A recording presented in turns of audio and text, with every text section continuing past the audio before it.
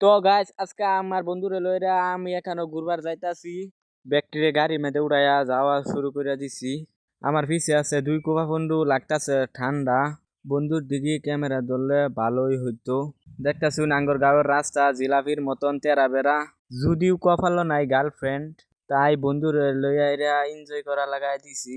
বাহ, আমরা কি শুরু রাস্তাত কি বড় গাড়ি। সামনে গিয়া দেখি, সামনে আয়া দেখি গাড়িতে আনলোড করতেছে সবজি। আমরাও কাটকুট মাইরা আয়া পড়ছি। মেঘলা মায়ের দিন এই দেখুন কানের ভিউ কি মজা লাগে। আয়া পড়লাম, এই যে আয়রা দিয়ে টিলা টিলা উঠবার লইলাম।